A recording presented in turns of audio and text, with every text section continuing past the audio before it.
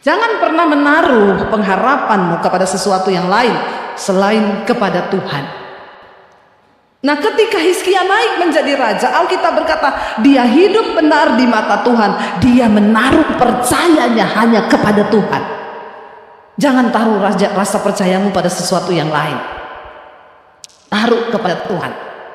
Bahkan ketika dia naik, akhirnya terjadi apa, saudara? Karena Raja Ahaz takut kepada Raja Asyur, sehingga dia memasukkan penyembahan berhala. Dewa-dewanya Asyur dimasukkan ke dalam bait Tuhan untuk dijadikan sesembahannya. Maka orang Israel berdosa terhadap Tuhan orang Yehuda. Bahkan mereka mulai menyembah patung buatan Musa itu, ular tembaga. Saudara, ular tembaga itu kisahnya adalah, saudara tahu, ada yang tahu di sini tak kasih sepeda, benar? Kalau ada yang tahu, kenapa Tuhan suruh bikin itu ular tembaga? Pada waktu bangsa Israel di padang gurun, mereka dimurkai Tuhan karena memberontak dan tidak percaya pada Tuhan. Tuhan mendatangkan ular berbisa, tiba-tiba keluar dari padang gurun, banyak ular berbisa. Tuhan bilang kepada Musa, kamu bikin ular tembaga, ya, kamu dirikan di atas tiang. Siapapun yang percaya kepada Tuhan, waktu digigit sama ular berbisa, langsung lihat kepada ular tembaga itu, maka dia tidak akan mati. Jadi yang percaya melakukan itu dan memang tidak mati, tapi yang tidak percaya mati. Nah, ketika patung itu dari kisah Musa dulu dibawa sampai ke kisah raja-raja ini, patung itu disembah menjadi berhala di bangsa Israel, di Yehuda. Ya, lalu Tuhan marah. Jangan engkau mengkultuskan sesuatu sehingga itu menggantikan Tuhan dalam hidupmu. Ada orang-orang Kristen yang agak aneh bilang sama saya, Bu, saya waktu bangun rumah saya ini, Bu tahu, batu peletakan pertamanya ini tak bawa dari Yerusalem. Saya kadang bingung ya, terus kenapa ya Pak kalau batunya dari Yerusalem? Diberkati, Bu. Saya bilang, terus gue harus bilang wow gitu? Biar kau bawa batu satu kontainer dari Israel buat bangun rumahmu, kalau kau tidak bertobat, tidak tunduk kepada kebenaran, tidak hidup bertobat dalam kekudusan, tidak mungkin hidupmu diberkati Tuhan. Jangan mengkultuskan sesuatu. Saya di Israel dibawa ke toko perhiasan, Bu, saya bawa ke toko, ini beda dari yang lain. Cincin batu aki, berapa ini? 100 juta. Di Indonesia gratis.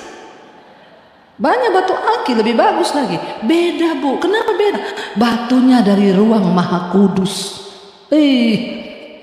Batu dari ruang maha kudus, saya yakin kalau sudah pakai tanganmu gerak sendiri.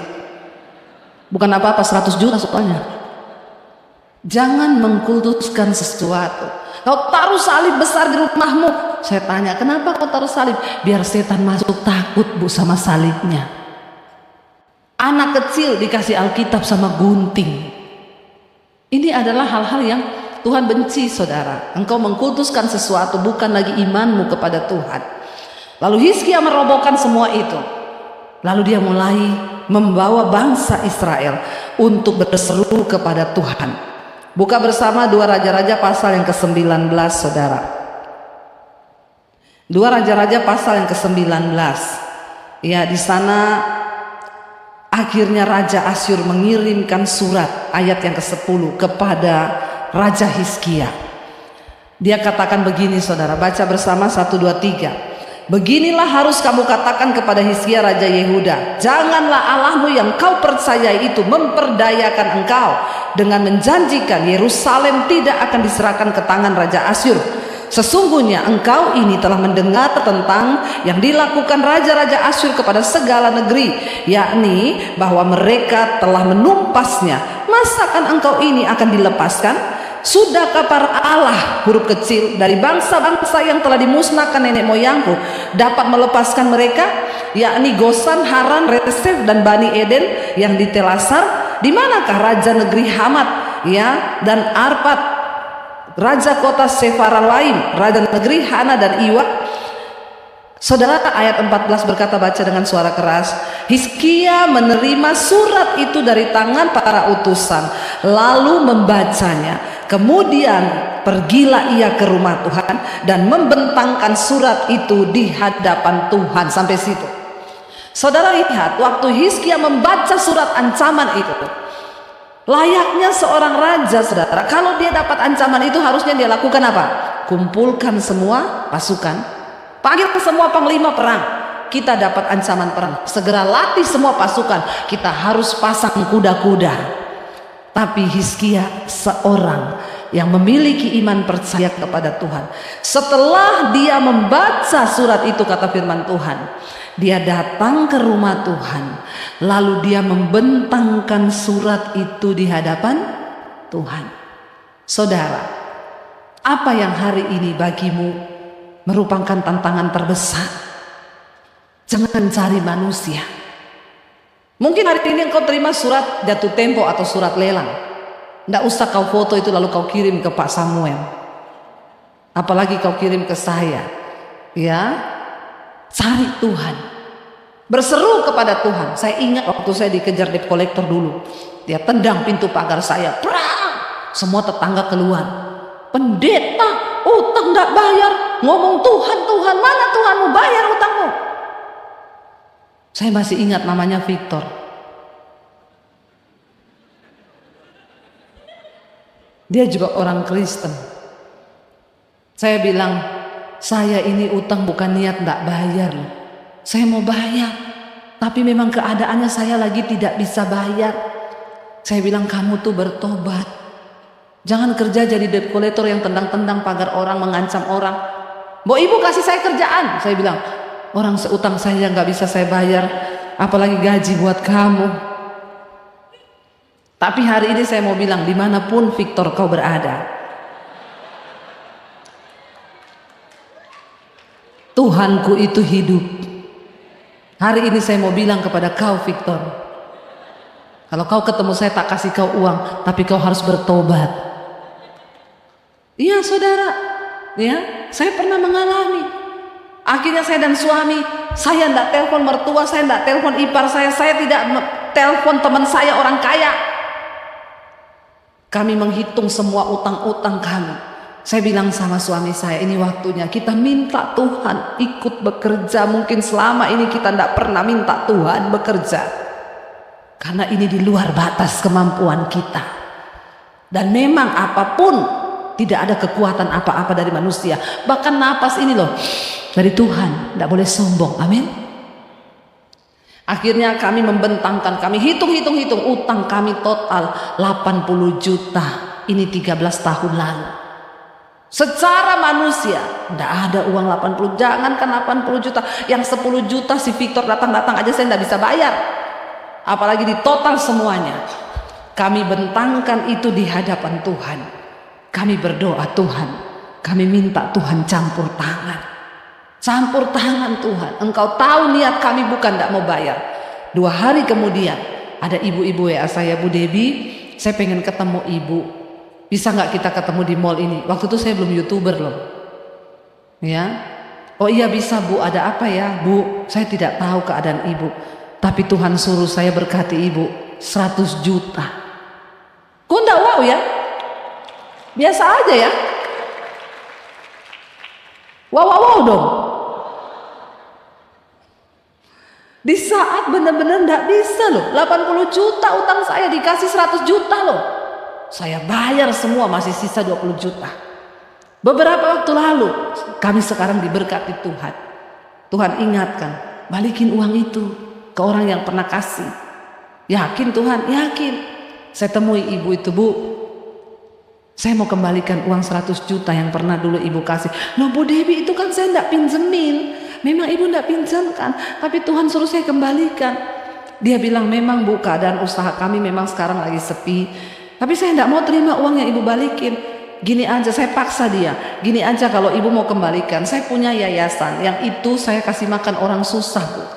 Kalau ibu mau transfer aja, tapi tolong Bu, 50 juta aja, jangan 100, supaya saya tetap ada upahnya di hadapan Tuhan. Ya udah, akhirnya saya transfer 50 juta. Makanya Victor, dimanapun kau berada, cari Tuhan. Lo bener saudara, ya maaf loh, sekarang beli nggak ada yang utang saya, cash. Jadi saya nggak ada lagi hubungan dengan debt collector. Dia sanggup membalikkan keadaan semudah hanya membalik telapak tangan waktu kita taruh iman. Jangan cari penggadean, menyelesaikan masalah tanpa masalah. Padahal bikin, yang member pasti tahu. Telat tak bayar, barangmu hilang. Saudara, Hizkia itu tahu. Ya, dia bentangkan surat itu di hadapan Tuhan. Lalu kita lihat dia berdoa, dia bilang apa? Ayat 15. Hizkia berdoa di hadapan Tuhan dan dengan berkata, "Ya Tuhan Allah Israel yang bertahta di atas kerubim, hanya Engkau sendirilah Allah segala kerajaan di bumi. Engkaulah yang menjadikan langit dan bumi. Sendengkanlah telingamu ya Tuhan, dan dengarlah, bukalah matamu ya Tuhan, dan lihatlah, dengarlah perkataan Sanherib yang telah dikirimnya untuk mengaibkan Allah yang hidup." Dia membuat aib nama Tuhan. Dia pikir Tuhan itu mati. Ayat 17, "Ya Tuhan," Hizkia berdoa ini sambil menangis pasti karena dia ketakutan juga. Dia bilang, "Ya Tuhan, memang raja-raja Asyur itu telah memusnahkan bangsa-bangsa dan negeri-negeri mereka dan menaruh para Allah mereka ke dalam api, sebab mereka memang bukan Allah, hanya buatan tangan manusia, kayu dan batu. Sebab itu dapat dibinasakan orang." Ayat 19 Hizkia berkata, "Maka sekarang ya Tuhan Allah kami, selamatkanlah kiranya kami dari tangannya, supaya apa? Segala kerajaan di bumi mengetahui bahwa hanya Engkau sendirilah Allah ya Tuhan." 20. Lalu Yesaya bin Amos menyuruh orang kepada Hizkia mengatakan, "Beginilah firman Tuhan Allah Israel." Ya, dia bilang, "Apa yang telah kau doakan kepadaku?" Ya, dia bilang apa saudara? "Aku telah mendengarnya." Ya, Tuhan berkata, apa yang kau doakan ya mengenai Sanherib itu, Tuhan telah mendengarnya. Saudara, Hizkia berdoa didengar. Saya percaya kalau kita juga menjadi orang yang berkenan pada Tuhan, kita berdoa didengar. Jangan tunggu 30 tahun, 50 tahun, kelamaan. Kenapa kita berdoa lama dijawab? Karena ada penghalang doa. Jadilah orang yang berkenan. Kita lihat jawaban doa 2 Raja-Raja 19 ayat 32. Ya, kita baca bersama. Ini jawaban Tuhan kepada Hizkia sebagai orang yang takut Tuhan. Baca 1, 2, 3. "Sebab itu beginilah firman Tuhan mengenai Raja Asyur.